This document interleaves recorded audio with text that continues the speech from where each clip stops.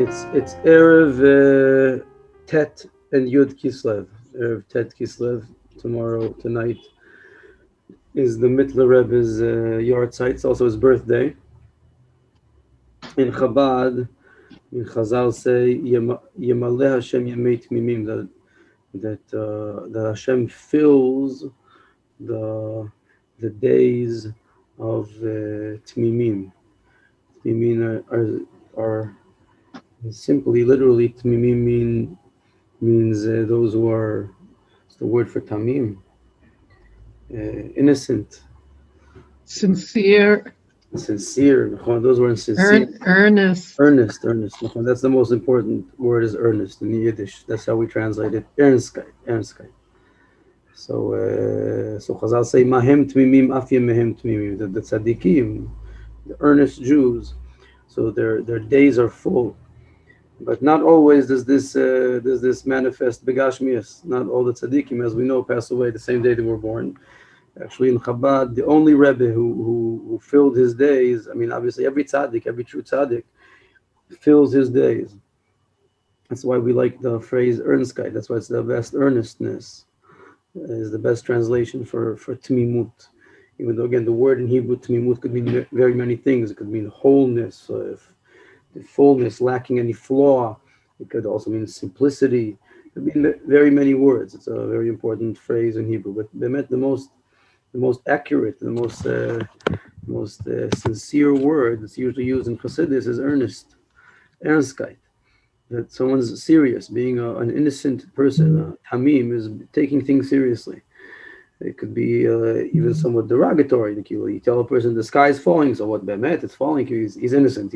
He believes anything you tell him. He takes anything seriously. That's maybe the most important manifestation or explanation of this in Chabad is the famous story of Rabbi Nachman about the Chacham v'Atam, the wise man and the earnest, or the innocent man. And the whole story there is how the Tam, he takes life seriously. So same thing here. This is the simple meaning of what Chazal say. That what does it mean to fill your days? Filling your days means taking life seriously. Every moment. He was taken very seriously. Every moment of life was taken very seriously. The tzaddikim, they take reality, they take their shlichus, they take themselves, everything but their own yeshus, they take seriously. Take life seriously. Don't take yourself too seriously, but take everything else very seriously. But the reason people tend to not take things seriously is because they're so involved in taking themselves seriously. They have no mental availability to take anything else seriously. So a tzaddik who bemet, he has good proportions about his own value. So he's very available to listen to you seriously and to think about your issues seriously, taking everything seriously. So he fills his days, like we just read about Avram Avinu. He's Baba Yamim. Baba Yamim is a phrase meaning that he's old, but the literal meaning of Baba Yamim is that he's coming of days. Like it could be read that he comes into his days, that he's present in all of his days. He takes it seriously. And all the tzaddikim are like this, but the one who in Chabad, the tzaddik in Chabad, who this manifested in his physical life, like Moshe Rabbeinu. I mean, the archetype for this is Moshe Rabbeinu, who was born and passed away on Zayin Adar the same day. And Chazal said that this is a uniqueness of tzaddikim, being a very special thing, that a person fills his years completely. Like every tzaddik does this, but when it's apparent in the Gashmias, so there's a ma'ala, there's a uniqueness to that. And the mitele Rebbe is the one who this is the most apparent about. Now, not only is this a vort, a nice anecdote that he passed away on the same day, but be'emes, anybody who's familiar with the mitele Rebbe's Torah and the mitele Rebbe's personality, this is mamash the content of who he was. This is an explicit, very clear connection here. The mitele Rebbe, all of his chassidus, all of his exaltants, and in a sense, his Torah is the deepest. The deepest Torah in Chabad.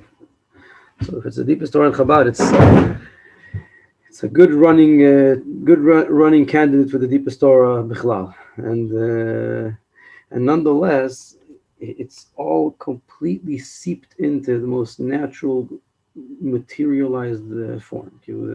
His entire life, like his Mechusan, the Tzemach Tzedek, the next Rebbe, said about his Shver, the Mitler Rebbe, that if you'd cut my Shver's finger, then it wouldn't spew blood, it would spew Chassidus. You'd get Chassidus would pour out of his limbs.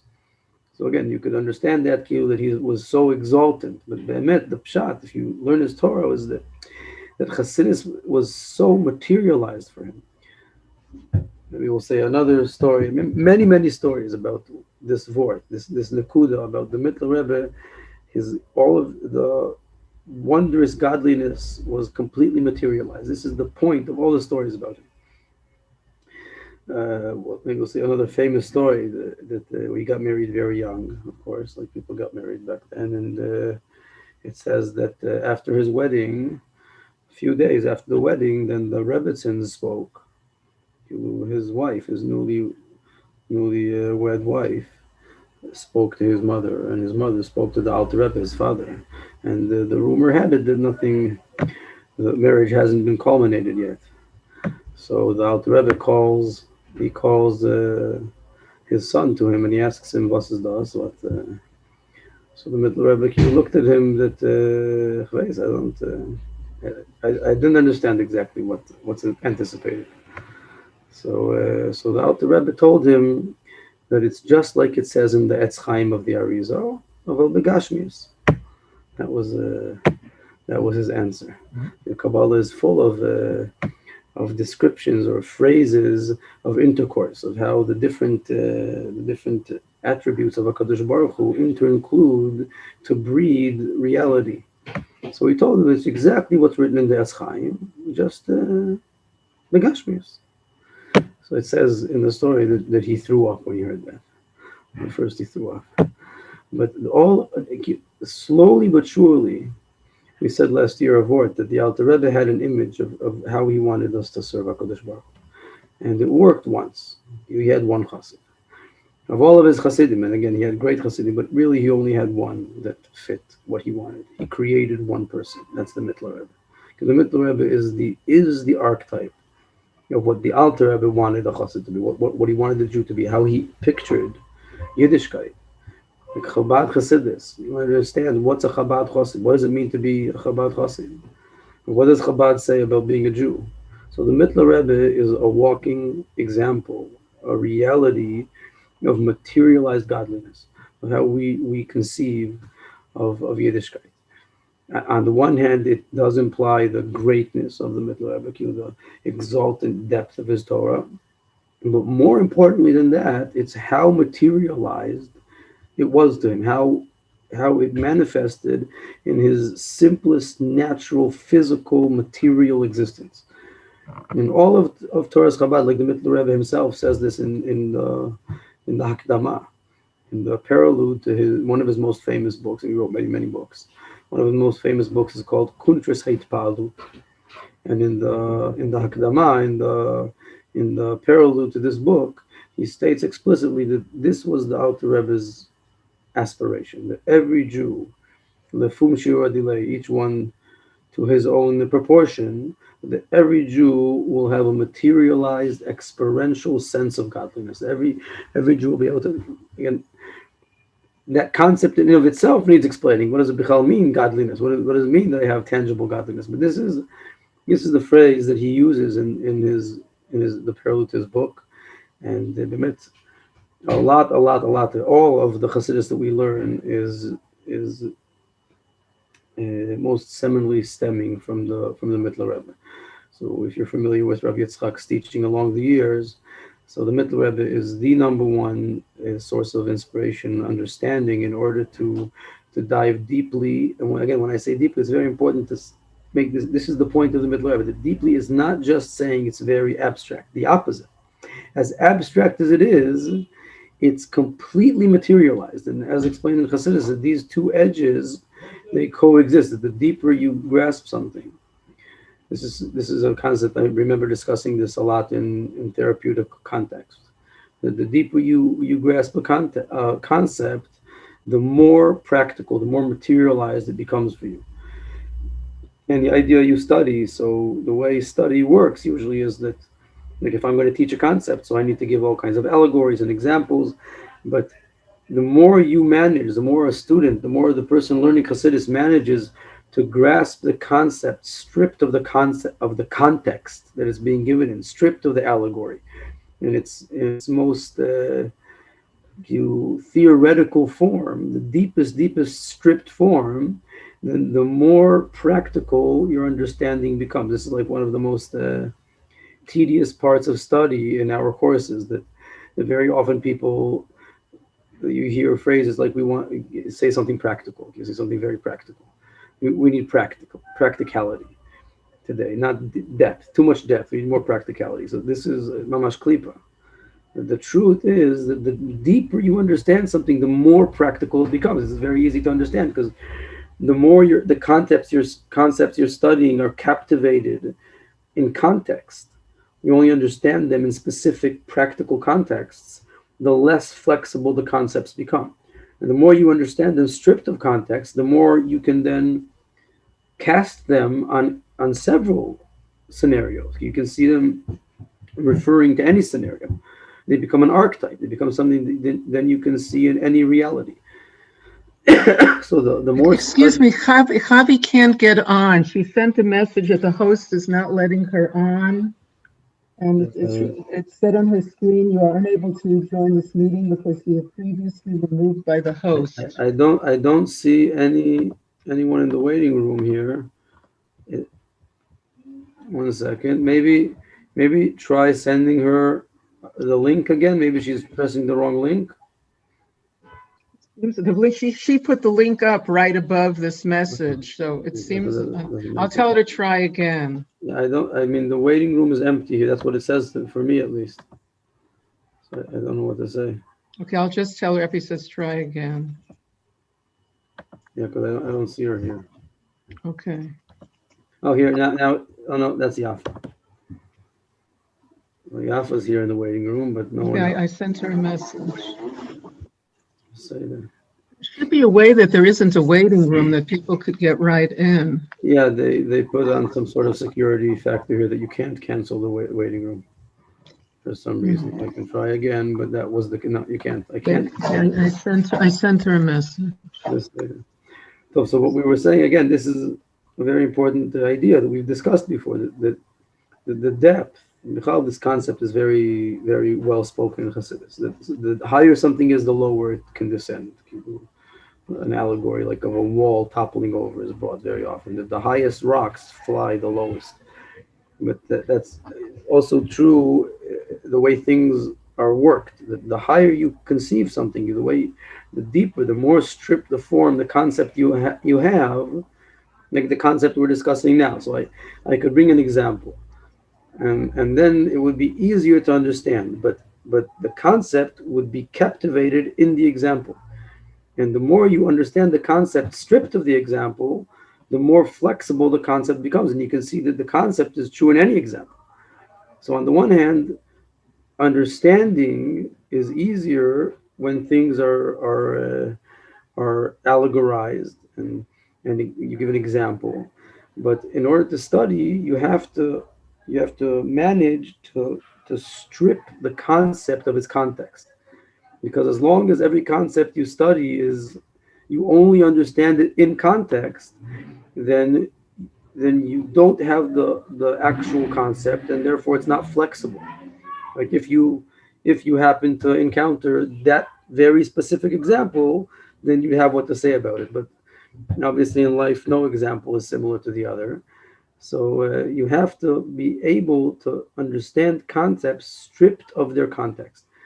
And this is always like a tension in study, because we could phrase this very superficially, that the teacher is always attempting to say things in an obtainable way. So I'm always trying to say allegories and examples, but the student needs to try to ignore the allegories, to cancel the allegories, and strip the concept of the context that's being mentioned in. So there's like two opposite, you could say like megamot, two opposite aspirations that are somewhat countering each other. That the teacher is constantly trying to coarsen the concept, and the student wants the opposite, wants to strip the concept. So it's like a battle.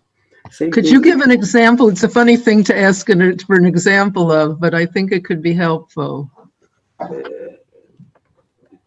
We could say that, let's say there's a concept that bein yesh leyesh chayav liot ayin. So there's such a rule in Chassidus that between two stages, different stages, there has to be a nothingness in between. Between two forms, two different stages in life, there has to be a nothingness. Bein yesh leyesh, two stages of yesh, there has to be an ayin. Okay, so how would I explain that concept? So you could say that, I don't know, if you're building a building, so you can renovate the building, you can change the carpets, you can paint the walls, you can even build up another floor, dig a basement. But if you want mamish, a different building, you want something new, then you can't just evolve what is. You're gonna have to break down, wreck the existing building, and build something completely new. In order to go from a true state of one state of being to another state of being, there has to be a nothingness in the middle. You can't only evolve the existing isness. Okay, I could say an example for the same thing. You could say, I don't know, when you plant a seed in the ground, then before it can grow into a tree, it has to rot away. It has to lose its seedliness. Again, you can take a beautiful seed, you can polish it, you can put it up on your shelf. But if you want the seed to be a tree, you want to go from one isness to another isness, then there's going to be a rotting process in the middle. You could say a psychological example, that a person can evolve his concepts, he can study more, he can accumulate more knowledge, but to go through a true change in life, there has to be a certain loss of self, a certain trauma in between that leaps you from one isness to the other. You could say several examples to explain the same seminal concept. But if I've just said that, and you only understand the concept in context, so you've heard a class on agriculture, architecture, and psychology. And if these three scenarios happen to come by your way, then maybe you have an idea about them. But the truth is that the phrase, the idea isn't agriculture, or psychology. It's an archetype. It's completely seminal. This is why, for instance, in Chabad, throughout the generations, the Rebbis were very adamant about maintaining the Arizal's original semantics, which in other Hasidic movements, usually you won't find the original Kabbalistic terms. Everything was translated into the heart, into the mind, give something more obtainable. Why in Chabad were they so adamant about maintaining the semantics? And you could ask an earlier question: why did the Arizal make up semantics? Why did he have to make up such complicated terms that have no meaning? Atik, arich, all these words which he made up. Why do you have to make up terminology? So the truth is exactly what we're saying here, that making up terminology is an attempt, again, of categorizing archetype concepts out of context. So that you can, just like in mathematics, why do you say X and Y? Why don't you just say 1 and 2? Because what you're trying to say is it could be 1, it could be 2, it could be 3, it could be anything. You want to use stripped concepts, even though, again, they're somewhat harder to conceive. Like, again, if you want to explain a mathematical equation, then it would be much easier to explain it if you substitute the X's and the Y's for numbers. And give an example. But you want the concept to be understood stripped of a specific equation. You want it to be an archetype equation. So you make up semantics. Again, the Arizal made up an entire language. And the terms that he used, that they lack any meaning, is the reason that they can contain any meaning.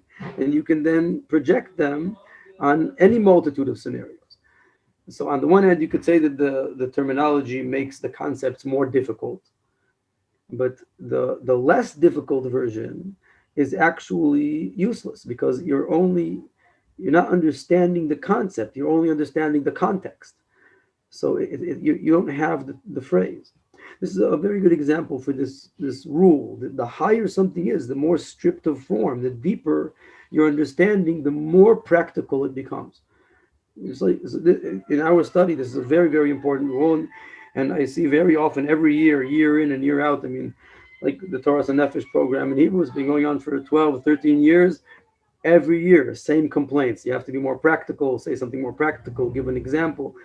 So this is a severe misconception. Not, again, like I said, when you teach, you do have to give examples, but the student, we should be the ones demanding examples, and the students should be demanding to stop mixing them up with examples.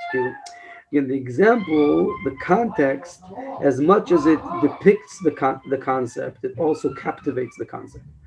And in order to understand the concept correctly, you have to strip it of its context. The context could be a good foothold. The example is a good foothold to catch what's being said, but then you have to ignore it. You have to be able to toss the letters out and remain with the stripped idea. If not, then you haven't really gained anything. You haven't understood what's being taught. So again, this is a very important idea behind Chassidus. Again, to depict this word that the higher you grasp something, the lower it can penetrate. The more practical it is. The deeper the study, the more practical it is, and the more practical, as if the study, the less practical it is. The lower you study, the more in context, hands-on you study, the less flexible the understanding you have. Now, these two, like the example I said before, that between a teacher and a student, that I'm trying to coarsen my ideas and give examples. Just like now, we gave an example for an example. We gave an example for that examples aren't good. Okay, but the more the people listening are able to ignore the examples, the better. But it causes a certain dynamic where I'm pushing in one direction and you're pushing in the other direction. So same thing in creation. HaKadosh Baruch Hu is pushing to manifest very materially, to relate himself explicitly. And we need to strip the letters of form and catch what's being said. You try to conceive the content of the material words. If we catch the context, then we've lost the point. Again, I say another example. Like if you have some hashgacha pratit in life. Okay, so if you catch it as a local phenomenon, then you've lost the point. The point of the scenario is to depict the true nature of things. That this is how things work, not just that it happened here. The more you can understand generally the phrase, the vort in Chazal is lehavin davar gadol mitoch davar katan, understanding something big through something small, managing to catch the bigger picture through the singular context. How every context should be a stepping stone to understand the bigger concept.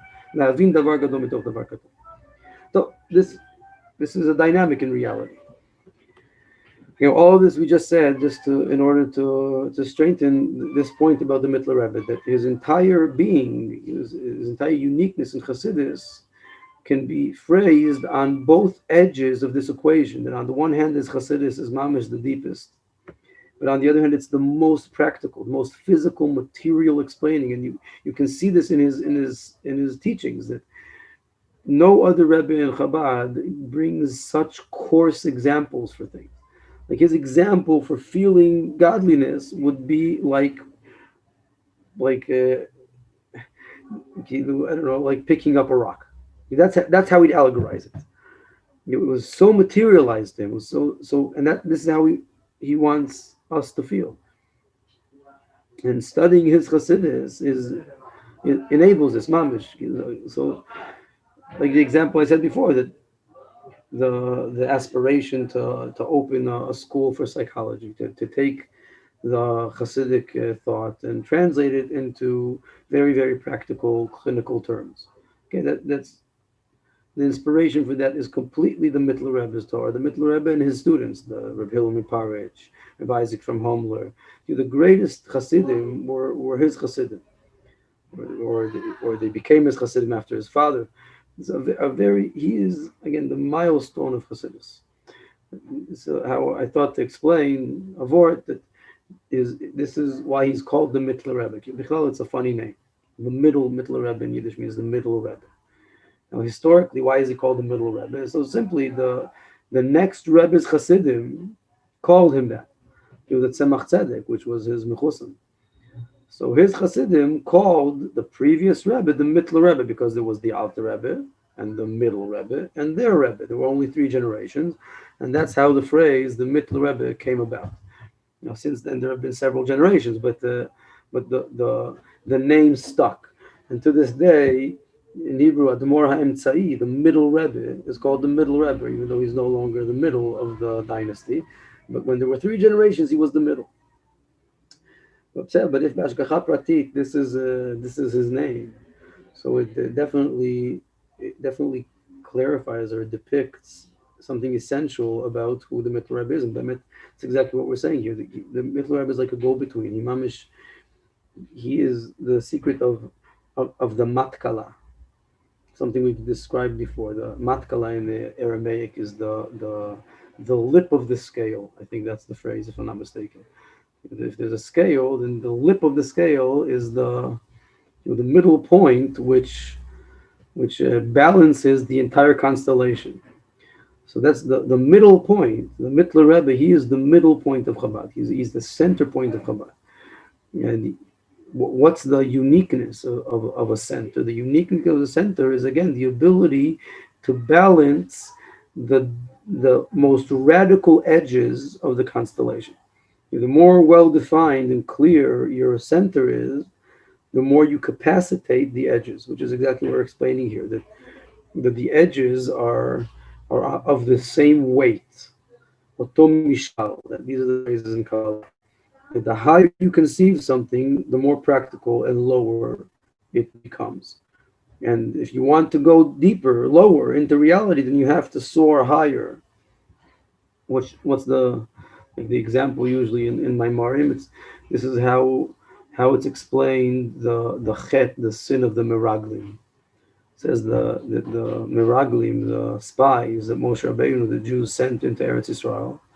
So they were sent. We all know the story that they were sent to Eretz Yisrael, and they came back, and it was a big sin, maybe the biggest sin in our history, that we didn't want to go into Eretz Yisrael, and the Meraglim said it's not a good land, and their negation to Eretz Yisrael is explained in Chassidus, like they said themselves, that the Eretz ochelet yoshveh, that the land will eat us up, it'll gobble us up. There's the landliness. The Jews are in the desert, and they're eating the manna, and they're drinking from the miraculous wellspring of Miriam, and their clothes are the clouds, and they're living a completely godly spiritual reality. And within this mindset, they receive the Torah, and suddenly they need to come into a land. And when they go into Eretz Yisrael, it's back to reaping and sowing the land. It's a descent into materialism again. And they say that this will gobble us up. If we step out of the cloud, then we're not going to be able to maintain our godly stature that we've achieved in the desert. This is how it's explained in Chassidus, that this was their negation to going into Eretz Yisrael. And the question is asked, a lot of the Mefarshim asked this, that what was their punishment? So the punishment was that they were sent back to the desert for 40 years. So a lot of the Mefarshim asked, like, what's the punishment? That's exactly what they asked for. Exactly what they wanted is what they got. They said, we don't want to leave the desert. We want to stay in the clouds with the man and with the wellspring of Miriam. And what they were punished is to stay in the desert with the cloud, the wellspring of Miriam and man. Another 40 years or 38 more years of living the way they wanted to live. So how is this a punishment? So the simple answer is that any punishment in Torah it's not a vengeance. Hashem isn't vindictive. It's all a tikkun, a rectification. But still, we need to understand what's the rectification here. And how it's explained is exactly the point I'm saying now. That that if a person wants to enhance his practicality, enhance his ability to lower the concepts and penetrate reality, then truly what needs to be done is he really needs to soar higher.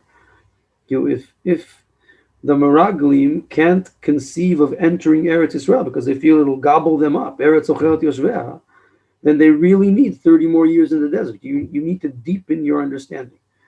This is maybe one of the most important concepts of studying Chassidus. That if you feel that what you're studying isn't practical, then it's Yetzer Hara to look for practicality. What you need is depth. Practicality is a direct result of depth. So if you feel you can't penetrate the land, then you need 40 more years in the desert. You don't need the land, more landliness. You need more loftiness. So this is the tikkun for Bnei Israel. That after 38 more years of soaring in spirituality, after 40 years of that, then they felt that now they can penetrate the land. Again, just like we're explaining here, that the deeper, the more stripped the concepts you have, the more practical they become. So this sensation is something that all of us could feel and feel very often. Very important angle to understand it. When you feel that Chassidus is too deep, then that is a feeling because you're lacking depth. You need more depth. If you have more depth, then you won't feel it so deep. You won't feel it lacks relevancy. The lack of relevance, that it's not practical. I'm not managing to see how the concepts relate to my simple reality. That's because the concepts aren't stripped of context enough. And the deeper you go, the more depth you achieve, the more practical you'll feel that the contents you're studying are. And like we said, like this is a good word for Tet Kislev, for Yud Kislev. The Mitler Rebbe is an everlasting, infinite challenge of deepening your understanding of Chassidus. Mamash, to an extent that it's so long and tedious and minuscule details that it's very hard. A very famous story that was actually Bashgacha Pratit was printed in the Ve'abita this week. If you read, obviously it's in Hebrew. I don't know if they used to translate the Ve'abita. I don't know if Moshe still translates it, but I assume it's not called Ve'abita anymore. It's called Niflaot. So here I'm holding it here, Bashgacha Pratit. If you saw the purple one, the last booklet. So there were stories about the Mitler Rebbe. So one of the stories there is about one of the greatest Hasidim of that time. His name was Zalman Zezmir. He was Reb Hillel Parich's patron. He brought him to Chabad. So it says a story that, again, he was the greatest mind. We don't have much of his writings. We only know of his writings because in Reb Hillel's writings, he praises his Rav, his teacher, greatly. That Reb Zalman Zezmir was something completely else. And again, the writings that we have, the Hasidim that we're familiar with, so Rabbi Isaac from Homel is like the greatest. But Reb Hillel mentions very, very many times that really this Jew, Reb Zalman Zezmir, who was a generation before them, and he taught them Hasidus, he brought them to the Alter Rebbe. So he praises his mind very similarly to how do we praise Reb Hillel and Rabbi Isaac. So he was mamash a great, great giant, Reb Zalman Zezmir.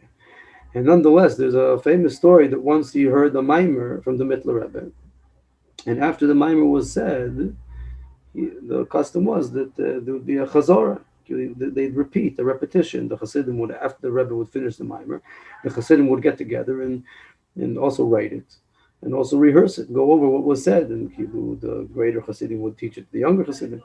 So once after the Maimer was said, then Rabbi Zalman Zezmir, he sat and he thought and he said that I don't think there was any chiddush in this matter. It was things that have already been said. And this statement by Rabbi Zalman Zezmir was mentioned to the Mitler Rebbe that he said this about this Maimer, and the Mitler Rebbe was makpid. He had a kpeda. That this he said the Mitler Rebbe. He said he meant but what he said when he heard this is that Zalman says that about my Chassidus.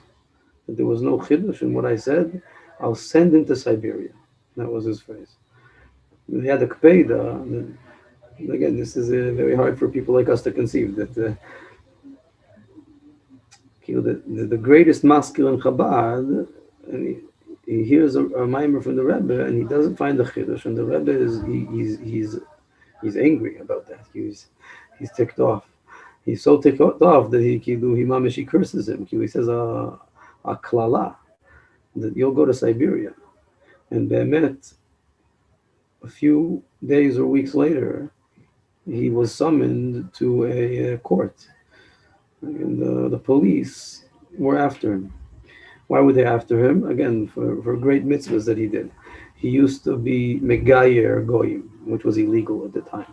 Like if some goy would want to become Jewish, then it was very, very difficult to find any rabbi in Russia of that time that would be willing to convert him, because conversion was illegal. But Reb Zalman Zesmir was moiser his nefesh mamish to convert goyim who wanted conversion. And there was a malshiness about him, and the police were after him. And it was clear that if you're caught for this, then it's Siberia, just like the mitele Rebbe said. But a few days, 2 or 3 days before the police found him, he passed away. He was an old man. He was nostalgic. And when they came, they were so adamant to find it, they dug up the grave to make sure it was him. But he passed away. And the mitele Rebbe said that his chuyot from my father, he was a chassid of the Alter Rebbe, that his merits from my father helped him to not go to Siberia, but he had to pass away for that. So why did I mention this story? Just that even the greatest minds in Chabad, you could sometimes hear a mimer and feel that there's no, again, like the mitele Rebbe's mimer. It says the mitele Rebbe once said a mimer chassidus for 16 hours straight. Again, minuscule details.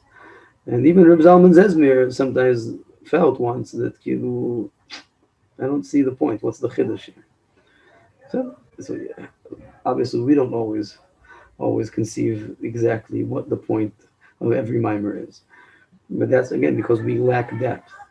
So these phenomena could ignite a misconception where when you search, where you seek practicality, you think you need to descend for practicality. No.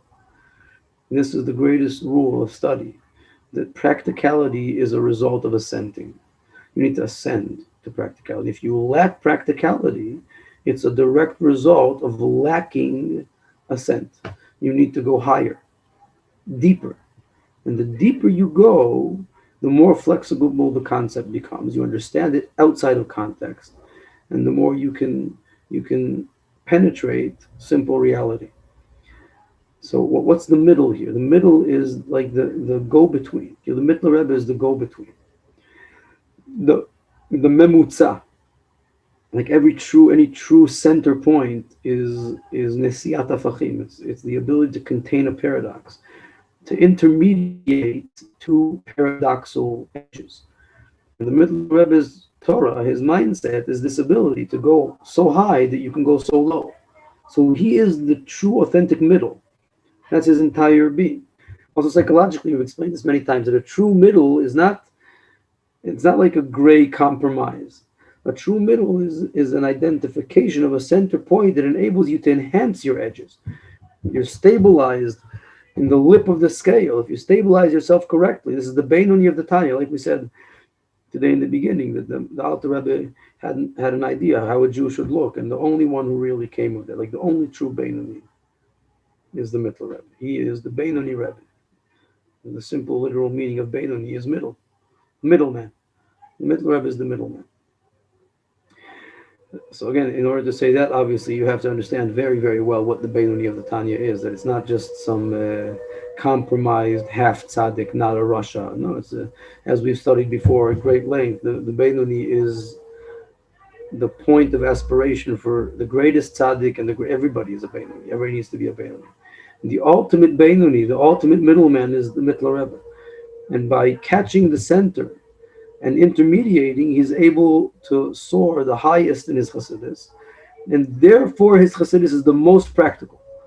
And you, if you want to descend, Today, the shlichus, like Rabbi Yitzchak, he says this all the time, and he himself, in his Torah, manifests this more than anybody else in the history of the Jewish people. That the shlichus of our generation is to penetrate. The Torah penetrates everything: physics and chemistry and anthropology and psychology, and needs the Torah, the mayim elyonim, the mayim tachtonim, the higher waters and the lower waters. They need to coincide in our generation. This is the messianic purpose, aspiration of our time. So in order to do that, you need the deepest chassidus. You're not the most practical chassidus. The opposite. The deepest chassidus is the most practical chassidus. So the intermediate, who can intermediate the highest and the lowest, is the mitele Rebbe. This is a simple truth. These are the books you need to study. These are the sources we need to understand. Like, I could phrase this in the simplest terms: is that in order to understand Tanya, to understand Likutei Torah, to understand the Alter Rebbe correctly, you need the mitele Rebbe. He's the only one who understood his father, and we would have no key, we'd have no ability to penetrate the Alter Rebbe's mind without the mitele Rebbe's intermediating. And that's why he's the mitele Rebbe. He's the intermediate Rebbe. He's the go-between. So this is a very unique time, very special Chag. It says that Be'emet, historically, we celebrate 2 days because, like I said in the beginning, the 9th of Kislev is also his birthday and also his passing day, which, like we said today, this manifests very well how everything penetrated the simple reality in his Torah because of his death. But the next day, Yud Kislev, the day after, is his day of release, his Chag HaGeula, like Yud Tet Kislev, like his father's day of release. He also sat in prison. Any serious Rebbe has to sit in prison at least once, and all of the Chabad Rebbes usually sat in prison several times. Some sat in prison tens of times, like the Tzemach Tzedek sat in prison like 40 times. Now the Rebbe sat a few times, and the mitele Rebbe sat a few times. Everybody's got to sit in prison, or you're not B'chal. If you didn't get the goyim angry, then you probably didn't say anything that was worth saying. So all the Rebbes sat in prison a few times at least. And it says that Be'emet, the Malshinus, the imprisonment of the mitele Rebbe was much more dangerous, much more threatening. And the celebration, the joy, the miraculous release of the mitele Rebbe was greater than Yud Tet Kislev. And the Hasidim had planned a much, much larger celebration. And the reason it didn't catch like Yud Tet Kislev is because the Rebbe passed away a day before, the next year. A year after he was released, a year minus a day, he passed away. So again, he was released on Yud Kislev and he passed away on Tet Kislev the next year. So all the planned celebrations obviously were dissipated. And that's why to this day, Yud Tet Kislev is celebrated much, much greater than Yud Kislev, the mitele Rebbe's Geula. But Be'emes, it says that his Geula was much, much greater.